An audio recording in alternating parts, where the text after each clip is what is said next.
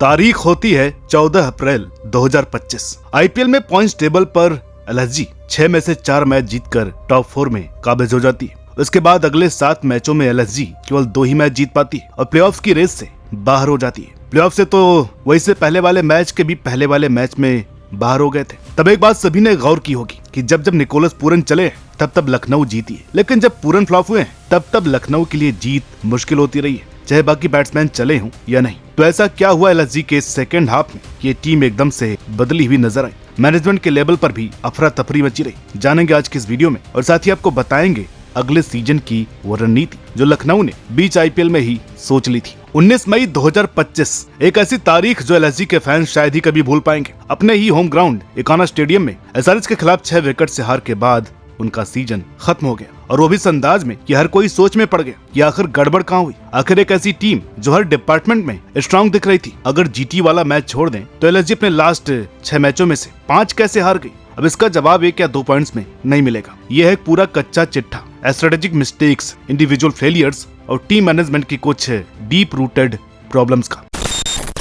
अब चलिए पहले सीधे उन सच्चाइयों पर बात करते हैं जो कड़वी हैं लेकिन जरूरी भी है। टूर्नामेंट के लास्ट फेज में एलएसजी की परफॉर्मेंस ने बस यही बताया कि कैसे उम्मीदों की गाड़ी पलट सकती है। शुरुआती मैचों में टीम ने ठीक ठाक परफॉर्म किया, लेकिन आखिरी 6 मैचों में सिर्फ 1 में जीत हासिल कर पाई, और ये सिर्फ अनलकी होने या क्लोज हार की बात नहीं थी। ये तो एकदम खुल्लम खुल्ला फेलियर था जिसने टीम के स्ट्रक्चर और स्ट्रेटेजी दोनों की पोल खोल दी। अगर उनके कुछ लास्ट मैचों के रिजल्ट देखें तो पैटर्न एकदम क्लियर हो जाता है। पहले 19 मई को सनराइजर्स हैदराबाद के खिलाफ जो मैच उनकी किस्मत पर ताला लगाने वाला साबित हुआ। टीम ने 205 विकेट पर बनाए, लेकिन फिर भी 6 विकेट से हार गए, और वो भी इसलिए क्योंकि एसआरएच ने टारगेट सिर्फ 18.2 ओवर्स में ही चेज कर लिया था। मतलब ये कोई लो स्कोरिंग मैचेस नहीं थे जहां पिच ने बॉलर्स को मदद दी। अब ये तो हाई स्कोरिंग गेम्स थे जहां एलएसजी का हाल ऐसा था जैसे जीत उनके हाथ में थी, लेकिन वो खुद ही छोड़ बैठे। सबसे चौंकाने वाली बात ये थी कि टीम कॉम्पिटिटिव टोटल्स बनाने के बावजूद जीत दर्ज नहीं कर पा रही थी। आज की टी20 क्रिकेट में अगर आप 200 प्लस स्कोर कर रहे हैं तो ये माना जाता है कि मैच आपके कंट्रोल में होना चाहिए, लेकिन एलएसजी ने बार बार ऐसी सिचुएशन में हार को गले लगाया। एलएसजी की बर्बादी की सबसे बड़ी वजह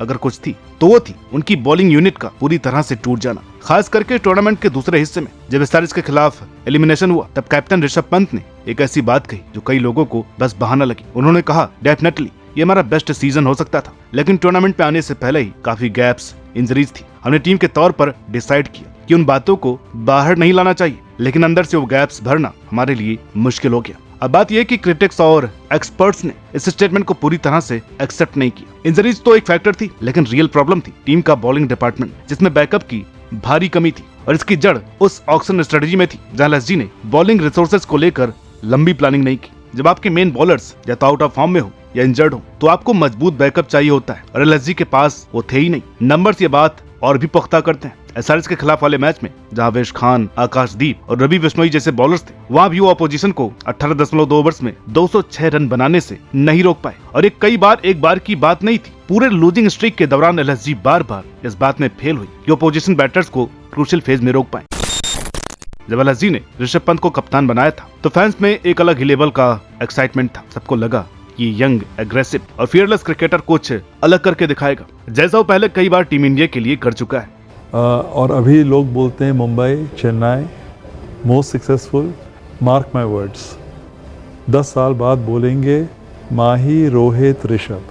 लेकिन जैसे जैसे सीजन आगे बढ़ा वैसे वैसे उनकी कप्तानी और उनकी खुद की बैटिंग फॉर्म पर बड़े सवाल उठने लगे। क्रिटिक्स ने पंत के उस बयान को लेकर खास तौर पर उंगली उठाई जिसमें उन्होंने टीम की खराब परफॉर्मेंस का ठीकरा इंजरीज पर फोड़ा था। अब सवाल ये था कि भाई, इंजरीज तो हर टीम के साथ होती है, पर जो फ्रेंचाइजी वाकई टॉप पर पहुंचती है वो इन हालातों से लड़ना जानती है। एक बढ़िया कप्तान वही होता है जो लिमिटेड रिसोर्सेज से बेस्ट निकाल ले, और पंत शायद इसी टेस्ट में फेल होते नजर आए हैं। अब सिर्फ कप्तानी नहीं, खुद उनकी बैटिंग परफॉर्मेंस भी लगातार माइक्रोस्कोप के नीचे रही। हाँ, मैच 1 में उन्होंने अच्छी पारी खेली, पर जो बड़ी इनिंग्स होती है जो मैच का रुख बदल दे वो कमी खलती रही। टीम को जब जब अपने कप्तान से फ्रंट से लीड करने की जरूरत पड़ी, पंत उस लेवल की इनिंग्स नहीं दे पाए। दूसरी ओर मैच के दौरान जो टेक्टिकल डिसीजन होते हैं जैसे कि bowling change, field setting, batting order, उनमें भी काफी गलतियां नजर आई। ऐसा लगने लगा कि अपोजिशन टीम्स ने एलएसजी के स्ट्रेटेजी को समझ लिया है और पंत के पास उस प्लान बी या प्लान सी की कमी थी जो एक टॉप क्लास के कैप्टन को अलग बनाता है। अब ये समझना भी जरूरी है कि पंत किन हालातों में कप्तानी कर रहे थे। टीम इंडिया के लिए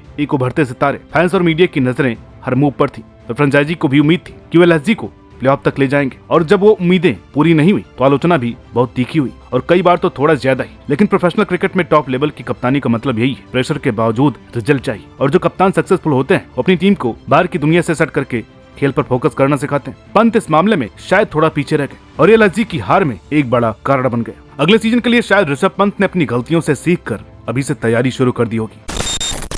अब तक हमने बल्लेबाजी, बॉलिंग और कप्तानी के बारे में बात कर ली, लेकिन अब चलते हैं उस इनविजिबल जोन की तरफ, यानी फ्रेंचाइजी का मैनेजमेंट। क्योंकि आईपीएल सिर्फ मैदान में नहीं, मीटिंग रूम में भी जीता जाता है। जैसे जैसे एलएसजी का सीजन बिखरने लगा वैसे वैसे टीम के अंदरूनी मैनेजमेंट को लेकर सवाल उठने लगे। हाँ, डिटेल्स बाहर तो नहीं आई, लेकिन जो पैटर्न देखा वह इस बात की ओर इशारा करता है कि टीम सिर्फ मैदान में ही नहीं बल्कि ऑफिस में भी आ रही। प्रोफेशनल क्रिकेट में अलग अलग डिपार्टमेंट्स होते हैं, coaching staff, support staff, medical team, analytics unit और टॉप मैनेजमेंट। इन सब के बीच कोऑर्डिनेशन अगर स्मूथ ना हो तो उसका असर सीधे परफॉर्मेंस पर दिखता है और एलएसजी में कुछ वैसा ही दिखा। एक सबसे बड़ा संकेत मिला इनकंसिस्टेंट टीम सिलेक्शन से। आज एक प्लेयर अंदर, कल बाहर, आज बॉलिंग अटैक एग्रेसिव, कल डिफेंसिव। ऐसा लग रहा था जैसे हर मैच के साथ टीम का डीएनए बदल रहा है। या तो टीमों को अपनी स्ट्रेटेजी पर क्लैरिटी नहीं थी, या जो प्लान बना वो ग्राउंड पर प्रॉपर्ली एग्जीक्यूट ही नहीं हुआ। और जब मैनेजमेंट डगमगाए तो खिलाड़ियों का कॉन्फिडेंस भी गिरता है। अब इसका असर क्या होता है? खिलाड़ी कंफ्यूज्ड हो जाते हैं, उन्हें पता ही नहीं होता इनका रोल क्या है, क्या उनसे एक्सपेक्ट किया जा रहा है और टीम किस दिशा में जा रही है। इसमें चाहे प्लेयर कितना भी टैलेंटेड हो, वो परफॉर्मेंस नहीं कर पाता। एलएसजी में बैटिंग ऑर्डर बार बार बदल गया, मैच दर मैच टीम की सोच बदलती रही और ऐसा लगा कि लॉन्ग टर्म स्ट्रेटेजी नाम की कोई चीज ही नहीं थी। आईपीएल जैसे लंबे टूर्नामेंट में अगर ऐसी गड़बड़ियां चलती रहे तो चाहे आपके पास विराट कोहली भी हो, टीम का पतन तय है। हिंदुस्तान टाइम्स ने 20 मई को एक आर्टिकल निकाला जिसमें रिपोर्ट किया गया कि लखनऊ की मैनेजमेंट और सपोर्ट स्टाफ के बीच कोई कोऑर्डिनेशन नहीं था, जिसमें ऋषभ पंत के साथ साथ बाकी खिलाड़ियों को भी इम्पैक्ट किया। हालांकि अफवाहें ये भी उड़ रही थी कि ऋषभ पंत को लखनऊ की टीम रिलीज कर सकती है, लेकिन कल ही पंत ने इस बात को भी खारिज कर दिया। लखनऊ को तो डुबाया उनकी बॉलिंग ने। हालांकि बैटिंग में टैलेंट था लेकिन कनेक्शन मिसिंग था। देखा जाए तो निकोलस पूरन, डेविड मिलर और मिचेल मार्श जैसे धांसू पावर हिटर्स टीम में थे, लेकिन इसके बावजूद एलएसजी की बैटिंग जरूरी मौकों पर ढह जाती थी। मतलब टैलेंट की कमी तो नहीं थी, लेकिन मैच जिताने वाली पार्टनरशिप्स बनाने का सिलसिला ही नहीं बन पाया। आखिरी कुछ मैचेस पर नजर डालें तो स्कोर बोर्ड ठीक ठाक टोटल दिखाता है, लेकिन जीत नहीं। 4 मई को पंजाब किंग्स के खिलाफ 199 पर 7 का स्कोर बनाया, लेकिन फिर भी 37 रन से हार गए। वहीं 27 अप्रैल को मुंबई इंडियंस के खिलाफ 216 रन चेज करते हुए पूरी टीम 161 पर सिमट गई। ये आंकड़े साफ बताते हैं कि इंडिविजुअल टैलेंट तो था, लेकिन टीम के तौर पर दबाव में परफॉर्म करने की आदत नहीं बन पाई थी। मिडिल ऑर्डर में आयुष वेदोनी और अब्दुल समद जैसे कुछ प्लेयर्स ने अच्छी झलक दिखाई, लेकिन बात जब कंसिस्टेंसी की आई तो गाड़ी वहीं पर अटक गई। ऊपर से बैटिंग ऑर्डर में बार बार बदलाव, कभी कोई ऊपर कभी कोई नीचे। इससे यह साफ दिखता है कि टीम मैनेजमेंट को भी क्लियर नहीं था कि किसका रोल क्या है। गेंदबाजी की बात हम पहले ही कर चुके हैं, सिर्फ इंजरीज की बात नहीं है। जब फुल स्ट्रेंथ बॉलर्स भी मैदान में थे तभी प्लानिंग का एग्जीक्यूशन सही से नहीं हो पाया। डेथ ओवर्स में तो हालात और भी खराब थी।